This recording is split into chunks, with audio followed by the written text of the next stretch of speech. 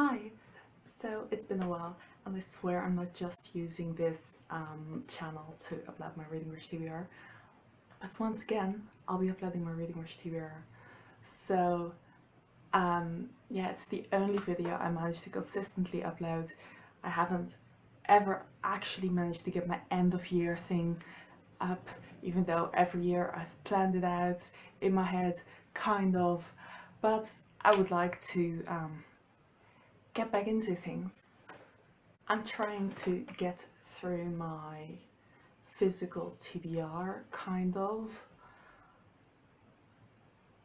Like at some point I had almost 100 unread books, I've even surpassed that, and now I'm back to 70 because I just haven't really, the only books that I really buy on actual real life shops, unless I really need a book and I have to order it. But because of COVID, I haven't really been doing that, so it did get my TBR down a bit. I mean, I had to order some books for school, but yeah, I really want to get my TBR down, and I'm hoping that Reading Rush will get me through some of the shorter books that just have been kind of not really a priority because I don't really know what they're about, if you know what I mean. If you think like this is very uncomfortable, you're clearly not comfortable doing this. No, I'm not. It's been a while, it's been a very long time. So the first challenge is read a book with a cover that's the colour of your birthstone. And my birthstone is some pink thing. And I have a book which also has some pink thing on the cover, and that's Into the Wild by Jon Krakauer. This is a book which I've owned for 6 or 7 years, and I bought when I was just getting back into reading, and I didn't really know what to buy, and I didn't really know what to read, and I thought, oh, I've heard of this kind of, like I'd heard of the film and the soundtrack, so I thought I'll buy that. But yeah, it's it has pink, which is great. It's a non-fiction account of this guy who had like a nice life and just everything was kind of working out, but he was sad, so he went into the Alaskan wilderness to kind of survive on his own, and he did not survive. Jon Krakauer kind of, I'm not sure if it's kind of the in cold blood type of non-fiction, which pretends to be non-fiction but actually fills in a lot of the gaps, or if it's more factual. I do know that Jon Krakauer also talks about his own life, so I think it might be more non-fiction-y than a bit like In Cold Blood was, but I'm very curious to see. It's at least based on a real story, so, and it's usually presented as non-fiction, so I'm very curious. It's not too long. It'd be very nice if I can finally get, oh my god, get through this. Also, I have a separate book for every challenge, but that doesn't mean I'm going to read 7 books. I'm just going to try. The second challenge is read a book that starts with the, and like that's every book I own basically. Yeah, I went with a book I know nothing about. Many of these books I bought at the same fair where books were cheap, and I just picked up some random stuff and I haven't really gotten around to them. But this is The Insatiable Spider-Man by, they don't teach Spanish here, I'm very sorry, Pedro, I think it's Juan Gutierrez, I think. Like, I don't know how to pronounce that. What I do know is that this is a collection of short stories which talks, it seems kind of to have that kind of indulgent, hedonistic vibe that books like Trainspotting and Bret Easton Ellis's novels also have. At least part of it is set in Cuba, which is Central America. I don't live anywhere near that, so that's also a different continent. And it opens in New York, which is also a different continent. So it goes for multiple challenges. I'm very excited to pick up something I don't know a lot about, because what if this is a new favorite author? Then I can tell everyone about him. So I do like to just once in a while pick up something random, even though I now don't really do that, because there's just so much I have really heard about that I'd rather pick up, but I'm curious to see what it's all about. This one is to read a book inspired by a movie you've already seen, and this is a very weird opinion, but I personally hate films. Like, I know it's bad, but yeah, I just don't enjoy watching them, so I have watched very few. I think I watch like 3 films a year or something. Like, I have gone to the cinema to watch It's Part 1 and 2, but apart from that, like, my mum and boyfriend forced me to watch some Christmas film around Christmas, which was kind of fine, I guess. Oh, and I rewatched the Harry Potter film recently, but that's about it, honestly. But thank God that in my very long past, I used to like series a lot, and I don't really anymore. But um, yeah, I used to really like Sherlock, and I think the purpose of this challenge is also to finally get around to the book of a series or or like a film that you that inspired you to pick up that book, you know. And Sherlock was the reason that I once bought this, and I haven't really read it.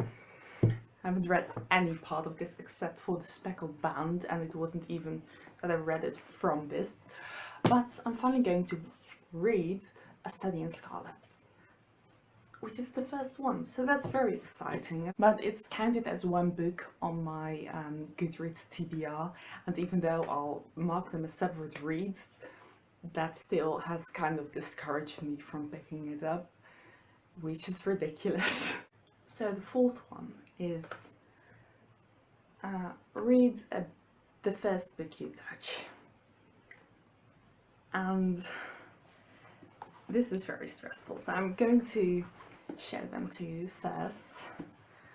And again, 2 of these are from that same fair that I used to buy books at, which they stopped holding at the place I used to go to.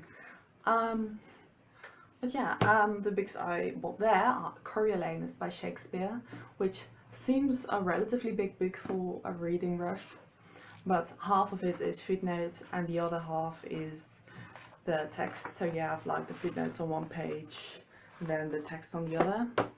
I know nothing about this. It's also a very weird place to continue with Shakespeare, as I've only read The Tempest. I haven't read Romeo and Juliet, haven't read Macbeth, haven't read Hamlet, haven't read Midsummer Night's Dream. I don't even know what it's about. But yeah, I'm going to read Coriolanus, maybe. The other one is Hellbent on Homicide by Gary Lovisi, which I know just as little about as The Insatiable Spider-Man, except that like it's also kind of hedonism or something, I don't know, like that type of story.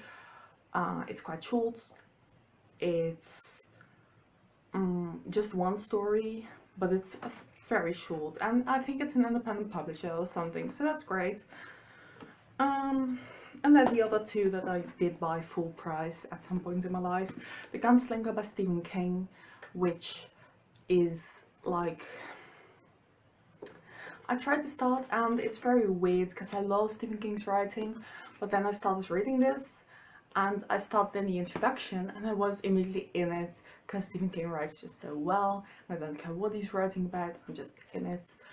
And then I got to the actual story and it just didn't work for me because he wrote this when he was very young, so that's a bit weird that the introduction worked much better for me than the actual story.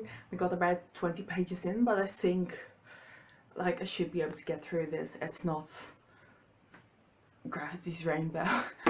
Like it should be manageable, and I really want to get the Dark Tower series kind of done or started so that I kind of get that larger perspective on the Stephen King universe, because again I really love him.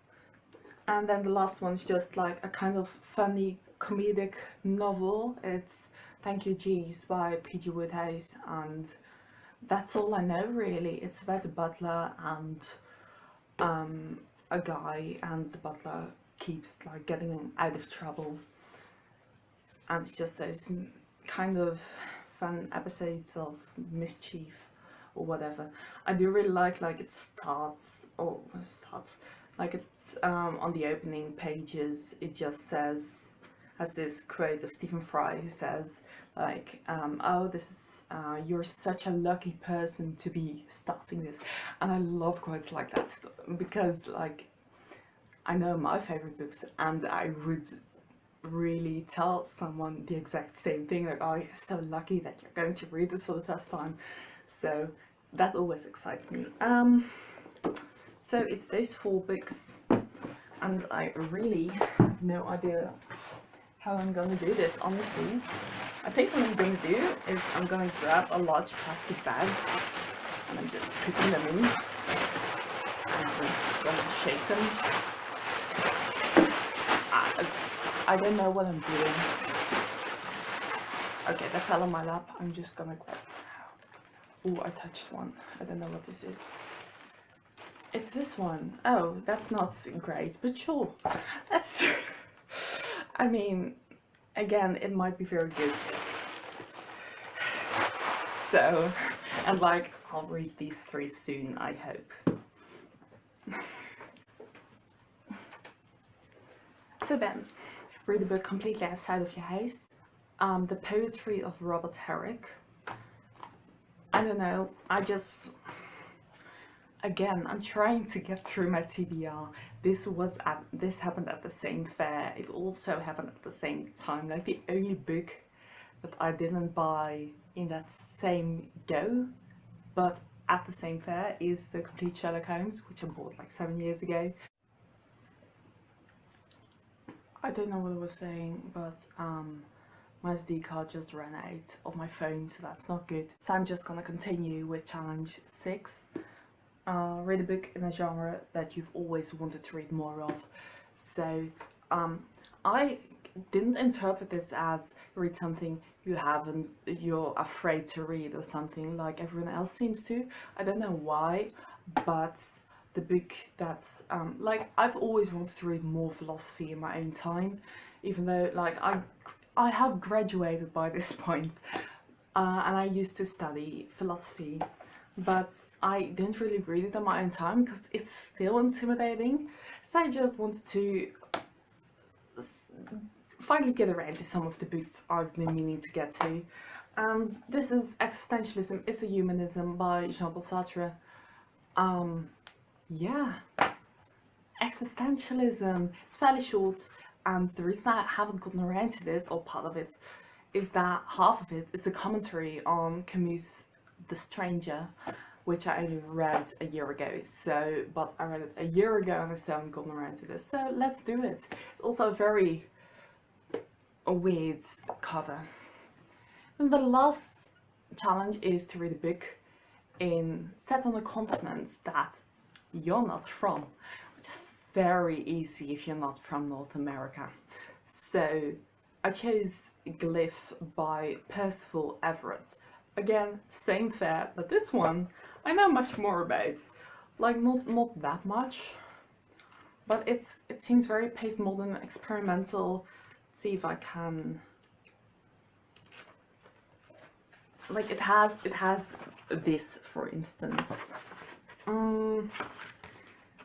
Like, it seems kind of reminiscent of what's it called, Nutshell by Ian McEwan, in the sense that has like an unborn person as the narrator, and this has like a very young child who refuses to talk but actually is a genius. It seems very cool. especially since it focuses so much on theory. Like, I was just going through it and I saw Bath, Derrida, all the cool people, so I'm very excited to get to that one.